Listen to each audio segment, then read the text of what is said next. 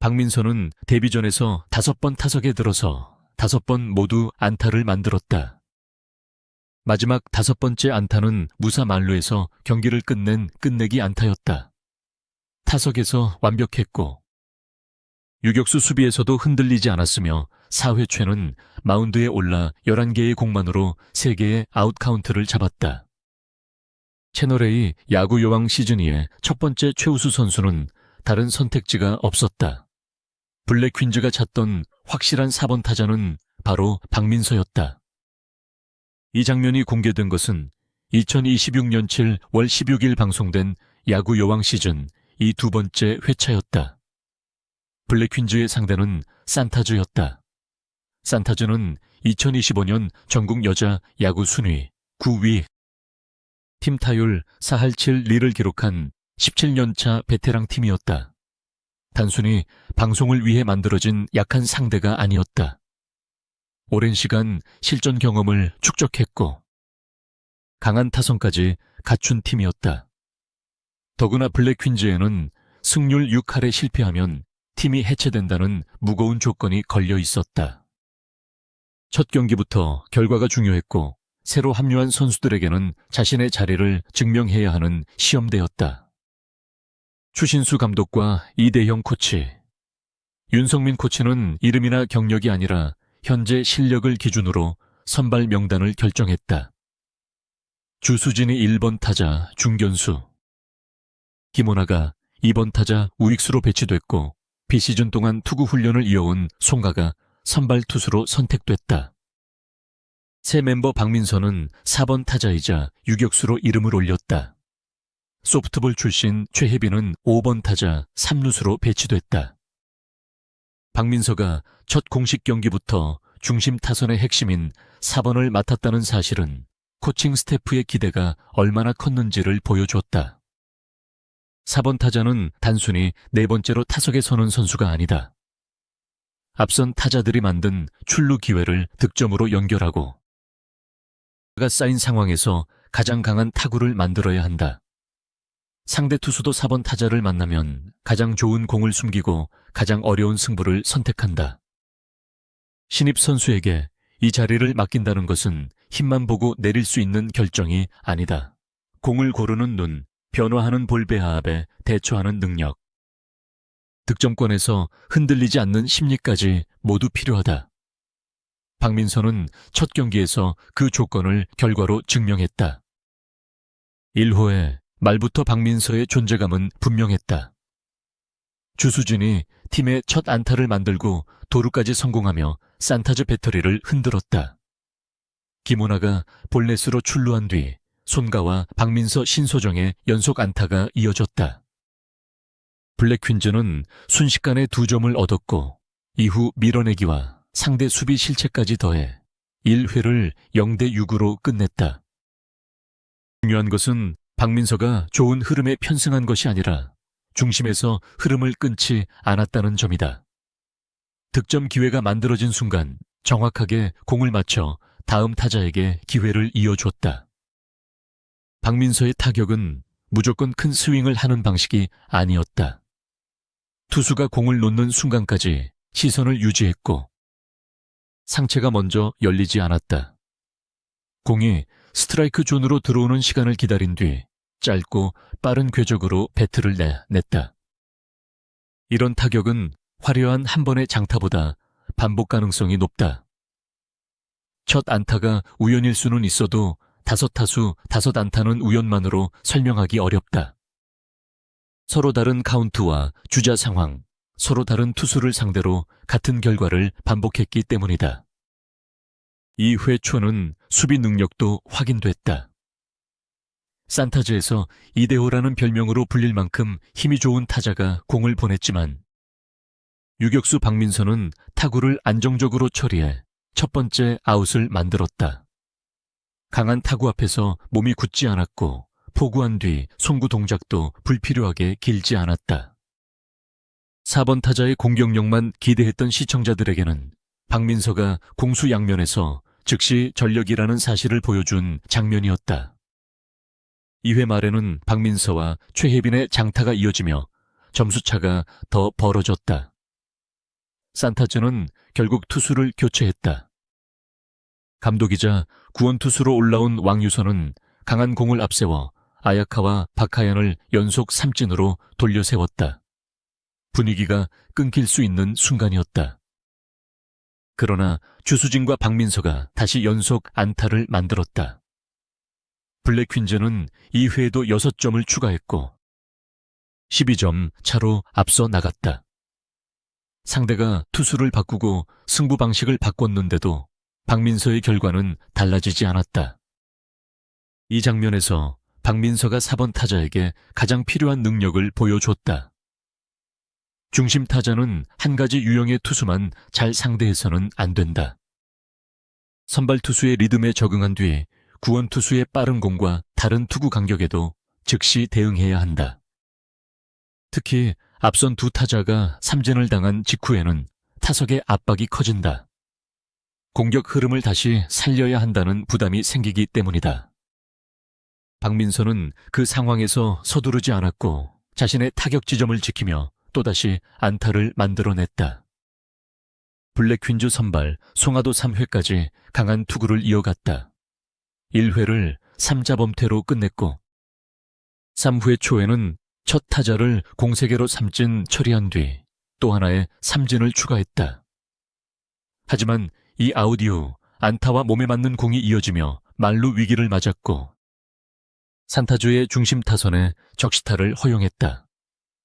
손가는 흔들리는 상황에서도 마지막 아웃을 직접 잡겠다는 의지를 보였고 3이닝 4실점 5탈삼진으로 등판을 마쳤다. 블랙퀸즈가 큰 점수차로 앞서고 있었지만 상대 타선의 힘은 결코 가볍지 않았다. 4회 후 쿠신수 감독은 박민서를 두 번째 투수로 올렸다. 이미 4번 타자와 유격수 역할을 수행한 신입 선수에게 마무리까지 맡긴 것이다. 박민서는 첫 타자를 연속 스트라이크로 몰아붙인 뒤 공 3개로 삼진 처리했다. 다음 승부에서도 침착함을 잃지 않았다. 볼 카운트가 불리해진 순간에도 스트라이크를 넣었고 다시 삼진을 만들어냈다. 결과는 3자범퇴였다. 투구수는 단 11개였다.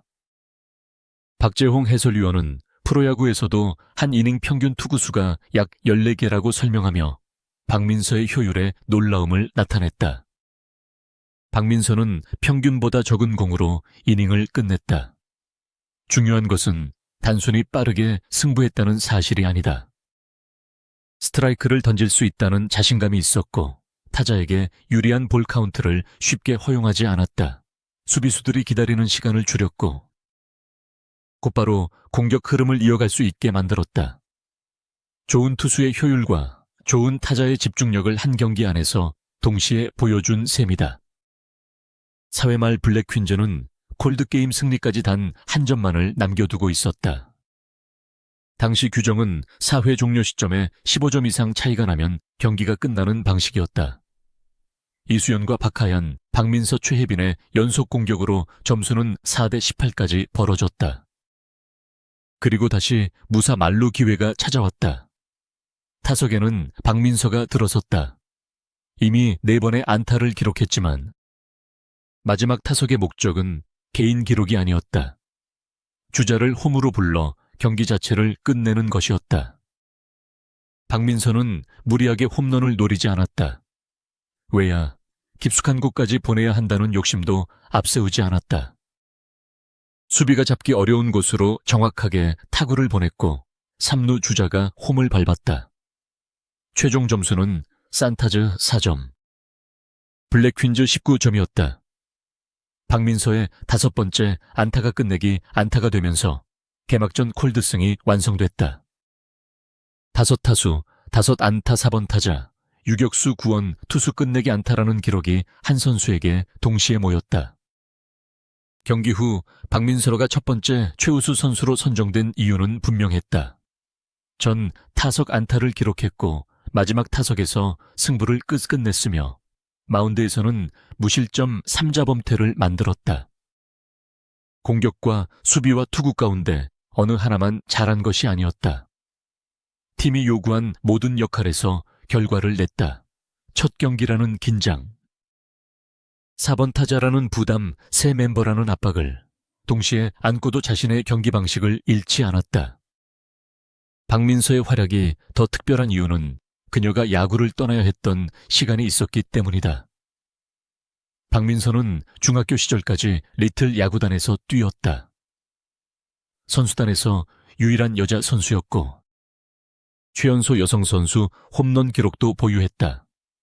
그러나 고등학교에 진학할 무렵 계속 뛸 수 있는 팀이 사라졌다. 실력이 부족해서 그만둔 것이 아니었다. 야구를 이어갈 환경이 없어 골프로 방향을 바꿔야 했다. 그래서 이번 복귀는 새로운 종목에 처음 도전한 이야기가 아니라 멈춰있던 야구 인생을 다시 움직인 순간에 가까웠다. 시즌 2 선발 테스트에서도 박민서는 이미 강한 인상을 남겼다. 몸풀기부터 직선에 가까운 정확한 송구를 보여줬고 내야와 외야를 가리지 않는 수비 능력을 드러냈다. 윤성민 코치의 공을 상대로 홈런성 타구를 만들었으며 투수 테스트에서는 시속 110km의 공으로 지난 시즌 6할타자 손가를 삼진 처리했다.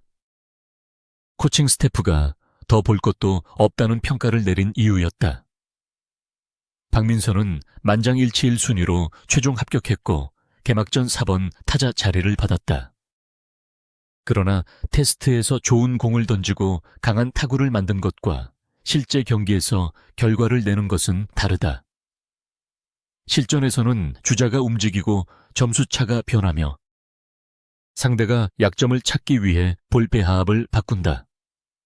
박민서는 산타즈전에서 그 차이를 넘어섰다. 첫 타석에 안타로 긴장을 없앴고 두 번째와 세 번째 타석에서 반복 가능한 타격을 확인시켰다. 네 번째 안타로 기록을 완성해 가더니 다섯 번째 타석에서는 팀 승리를 끝냈다. 이 활약은 블랙퀸즈 타선 전체에도 큰 변화를 만든다.